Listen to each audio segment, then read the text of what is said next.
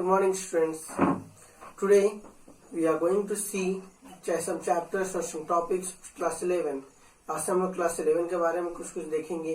Class 11 जिसमें आपको सबसे पहला टॉपिक जो आपको जानना है मैथ्स में वो है सेट्स. क्लास 11 आपके क्लास 10 से बहुत ही ज्यादा डिफरेंट है, थोड़ा अलग. आपको इसमें सब चीज हर चैप्टर हर टॉपिक अलग जानना है. इसके बारे में इस बारे में आप लोग या तो आईसीएसई बोर्ड में पढ़े हैं या फिर इसके बारे में अभी तक आप लोग इसको नहीं जानते हैं. हम लोग देखेंगे आज सबसे पहले सेट्स. सेट्स होता क्या है, सेट्स किसे बोलते हैं. सेट का मतलब होता है हम लोग जनरली अपने डेली लाइफ में यूज करते हैं किसी भी चीज का सेट. बुक सेट होता है, कॉपी सेट होता है, ड्रेस सेट होता है. सेम वे सेट का मतलब होता है कलेक्शन ऑफ ऑब्जेक्ट्स. किसी भी ऑब्जेक्ट को अगर हम लोग एक जगह कलेक्ट कर देते हैं तो उसको सेट करते हैं. फॉर एग्जाम्पल जैसे में अगर हम लोग वॉवेल को ले लें तो टोटल कितने वॉवेल होते हैं. इंग्लिश अल्फाबेट का टोटल 5 वॉवेल होते हैं. ए ई आई ओ यू. अगर ये पांचों वॉवेल को एक साथ रख दे इसको ब्रैकेट के अंदर तो उसको हम लोग बोलते हैं सेट. तो सेट जो हम लोग का डिफाइन होता है तो इसको हम लोग बोलते हैं a well defined collection of object. जो भी ऑब्जेक्ट है उस सभी का एक अच्छे से डिफाइन किया वो जो कलेक्शन रहेगा उसी को हम लोग बोलते हैं सेट. हम लोग अपने प्रीवियस क्लास में प्रीवियस टॉपिक में हम लोग पढ़ चुके कि इसका जो नंबर होता है वो बहुत तरह का होता है. जैसे में सबसे बिगेस्ट नंबर जिसको बोला जाता है उसको बोलते हैं कम्प्लेक्स नंबर. कम्प्लेक्स नंबर दो नंबर से मिलकर बना है जिसमें एक होता है रियल नंबर और एक होता है इमेजिनरी नंबर. इमेजिनरी नंबर जो रियल में एग्जिस्ट नहीं करता बट उसको हम लोग आई से डिनोट करते हैं जिसको आयोटा बोला जाता है. लेकिन रियल नंबर और भी अलग अलग पार्ट में टूटा है जैसे में रेशनल नंबर और इरेशनल नंबर. फिर रेशनल नंबर भी अलग अलग पार्ट में टूटा है, पॉजिटिव नेगेटिव होल नंबर. इसी वजह से सेट में हम लोग को कुछ भी चीज डिफाइन करने के लिए कुछ पार्टिकुलर सिंबल है. अगर सिंबल नहीं रहेगा तो हम लोग को टोटल लिखना होगा. सच अगर हम लोग को नेचुरल नंबर लिखना है तो पूरा नेचुरल नंबर लिखना होगा. उसी तरीके से डिफाइन करने का सबको एक सिंबल दिया गया है और सबको सिंबल वाइज डिफाइन करते हैं. तो कुछ कुछ नंबर का पार्टिकुलर सिंबल जो अभी हम लोग यहाँ देखेंगे इसको लिखते हैं हम लोग सिंबल फॉर डिफाइनिंग नंबर्स. हम लोग जनरल नंबर से यूज करते हैं. जैसे सबसे पहले नेचुरल नंबर. नेचुरल नंबर जो होगा उसको एन से डिनोट करेंगे. N is the notation for natural number. और हम लोग पता है नेचुरल नंबर क्या होता है. सारा पॉजिटिव नंबर को नेचुरल नंबर कहते हैं बट उसमें जीरो एग्जिस्ट नहीं करता है. इट मीन्स +1 से लेकर के प्लस इंफिनिटी तक जो भी नंबर लेंगे वो सारे को नेचुरल नंबर कहेंगे. नेक्स्ट हम लोग का जो है वो इंटीजर होता है. इंटीजर को दो टर्म से डिनोट करते हैं, या तो आई से या तो जेड से. लेकिन यहाँ हम लोग हर चीज को अलग फॉर्म से डिनोट करेंगे. यहाँ जेड से डिनोट करते हैं. जेड से कम्प्लेक्स नंबर को भी डिनोट करेंगे लेकिन वो क्लास 12 में पढ़ना है. लेकिन इस जगह पे हम लोग जेड से इंटीजर को डिनोट करते हैं.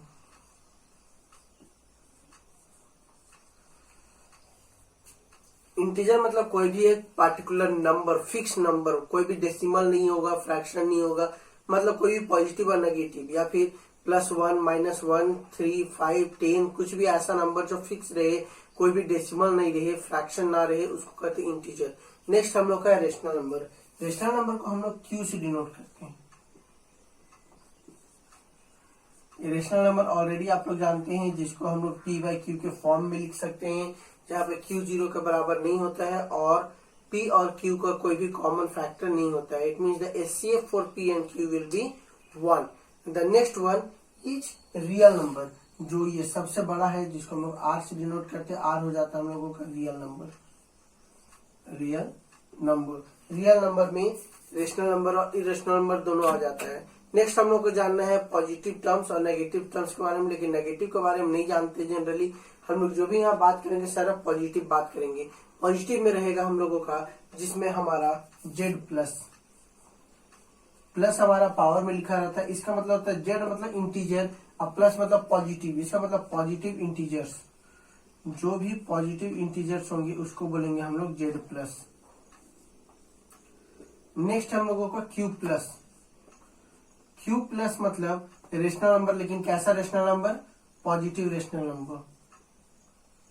positive rational numbers, and the last one is r plus. R मतलब real number and the plus means positive real number. तो ये हम लोगों का कुछ नंबर का सिंबल है।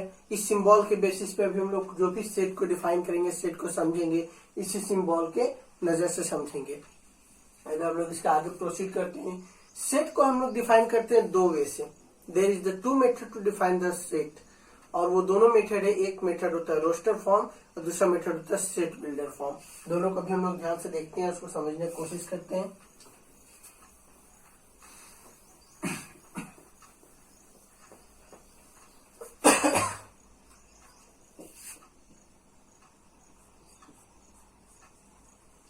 Two methods to define sets. Set को डिफाइन करने का दो मेथड है, एक है रोस्टर फॉर्म और दूसरा है सेट बिल्डर फॉर्म। तो पहला हम लोग देखते हैं रोस्टर फॉर्म।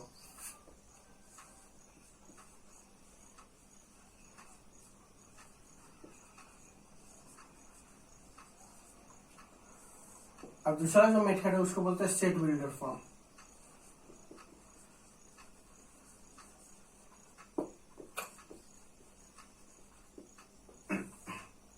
देखिए रोस्टर, ये जो वर्ड अगर आपको इसको अच्छे समझना है, अच्छे से याद रखना है, तो इसको याद रखने के लिए सिंपल सा छोटा सा काम आप कर सकते हैं। इसके नाम से आप इसको समझिए, सेट बिल्डर फॉर्म मतलब कि बिल्डर को पहले हमको सेट करना है। यहां से मतलब कि हमारे जो बिल्डिंग वो तैयार नहीं है, बिल्डिंग को तैयार करने के लिए सबसे पहले नक्शा बनता है, तो उस नक्शा को हम लोग कहते हैं सेट बिल्डर फॉर्म। और रोस्टर फॉर्म, जैसे आप लोग कभी कभी मूवी वगैरह में, टीवी वगैरह में देखे होंगे, जो ब्रेड होता है उसको हम लोग क्या करते हैं, खाते हैं, तो उसमें क्या होता है, वो रोस्ट करते हैं, हम लोग उसको पकाते हैं। तो जब बिल्डिंग पूरी तरह तैयार हो जाता है तो उसको रोस्टर फॉर्म करते हैं। दूसरी भाषा में अगर इसको मैथमेटिकल टर्म में अगर इसको समझे, तो रोस्टर फॉर्म का मतलब यहाँ पे होता है कि जो भी पार्टिकुलर एलिमेंट होता है, list of all the element is together, list of elements separated by comma, separated by commas, and और एक चीज और ध्यान रखिएगा, सेट को कभी भी अकेले नहीं लिखते, वो हमेशा ब्रैकेट के अंदर में रहता है। तो इसे सपोज करते हैं कि इसका कोई एग्जांपल ले लेते हैं, कोई भी नंबर ले लेते हैं, जैसे हम इवन नंबर ले लिए। यह इसका एग्जांपल अगर लिखेंगे रोस्टर फॉर्म में, अगर ए सेट का एक नाम दे देते हैं जिसका नाम हो गया ए हमारा कोई सेट है, तो इसको हम लोग कुछ इस तरीके से लिखते हैं, सेट हो गया 2 4 6 8 10। देखिए यह हमारा ये बिल्डिंग तैयार है, मतलब ये कंप्लीटली फॉर्म में आ गया। इसको हम लोग बोलेंगे रोस्टर फॉर्म। अगर सिर्फ रोस्टर बोलेंगे तो आपको ये क्लियर नहीं होगा, इसलिए सेट बिल्डर भी पहले समझेंगे, तब रोस्टर को ज्यादा अच्छे समझ में आएगा। सेट बिल्डर मतलब होता है कि बिल्डिंग को पहले हम लोग उसको तैयार कर रहे हैं, उसका कैरेक्टरिस्टिक्स पहले बताएंगे, उसको हम लोग डिफाइन करते हैं वर्ड्स में। सेट बिल्डर फॉर्म मतलब कि सेट इज डिफाइंड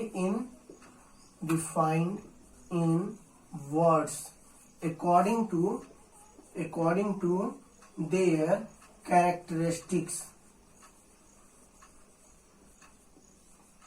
वो उसके कैरेक्टरिस्टिक्स पे उसको डिफाइन करते हैं। जैसे फॉर एग्जांपल हम लोग इसी को डिफाइन करते हैं सेट बिल्डर फॉर्म में, अगर हमको वही चीज लिखना है तो उसका नक्शा हमारा कैसा बनेगा। तो देखिए ए हमारा एक सेट है, सेट हमारा कुछ ऐसा है, इस सेट में हमारा एक्स रहेगा, हम लोग इसको डिफाइन कर रहे हैं। एक्स कोई भी वेरिएबल, हम लोग एक्स लेते थे जिसका कोई फिक्स वैल्यू नहीं होता था, तो यहाँ पे ये क्या है, एक्स है।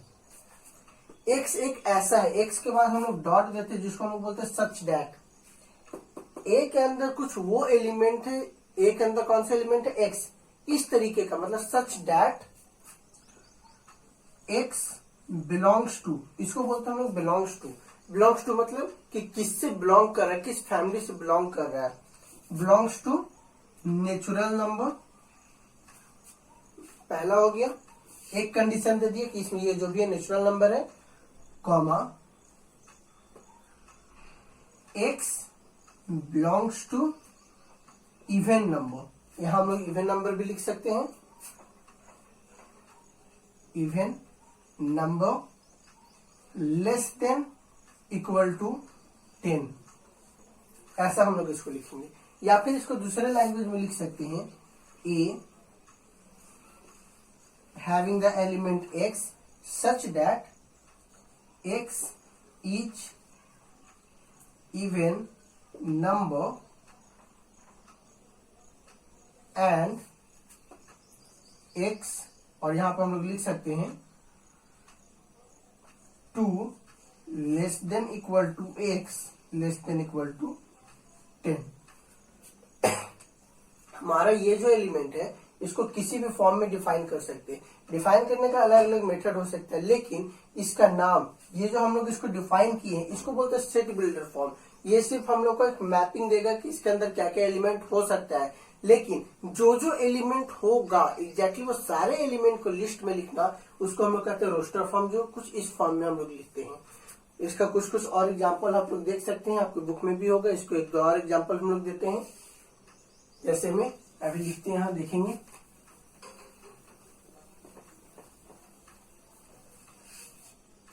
सेट बिल्डर फॉर्म का एक एग्जांपल देते हैं फिर से।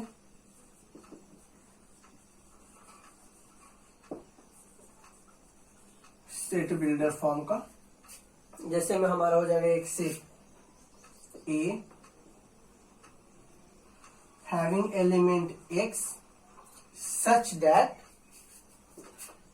x belongs to natural number, comma 5 less than x less than 10, ऐसा। ये हमारा सेट बिल्डर फॉर्म हो गया। इसको जब हम लोग रोस्टर फॉर्म में चेंज करेंगे,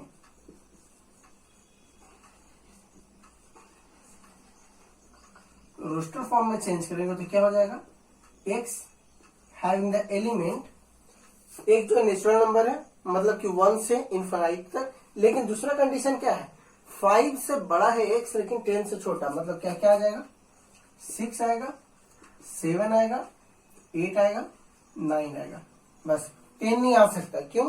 क्योंकि 10 से छोटा बोल रहा है, इक्वल टू का साइन नहीं है। इसमें कुछ कुछ जो टर्म है उसको याद रखिएगा। इस सेमीकोलन को हम लोग बोलते हैं सच दैट, सच दैट। इस सिंबल को हम लोग बोलते हैं बिलोंग्स टू, बिलोंग्स टू। अब आगे आप लोग इसको ध्यान दीजिएगा, अगर जो एलिमेंट इससे बिलोंग नहीं करेगा उसको बोलेंगे नॉट बिलोंग्स टू। जैसे में अगर हमारा ये क्वेश्चन दे दिया और क्वेश्चन में कुछ ऐसा फिल अप द ब्लैंक्स डाल दिया, लिखेगा 5 - a। अब 5 इस a में है नहीं है, तो इसको लिखेंगे हम लोग not belongs to. Not belongs to मतलब इसको सिर्फ काट देते हैं हम लोग। नेक्स्ट अगर इसमें रहेगा 7 - a, तो 7 तो इसमें है, 7 रहेगा हमारा belongs to. Belongs to simple है, सी लिखिए, सी के बीच में एक ऐसा डैश दे दीजिए, ये कहलाता है बिलोंग्स टू। अपने हम लोग नेक्स्ट वीडियो में देखेंगे टाइप्स ऑफ सेट्स, सेट्स कितने तरह के होते हैं, और हर तरह के सेट से कुछ ना कुछ हम लोग उसमें सीखेंगे और इसके बारे में और प्रोसीड और भी अच्छे से इसको समझेंगे। आज के वीडियो के लिए इतना ही। Thank you.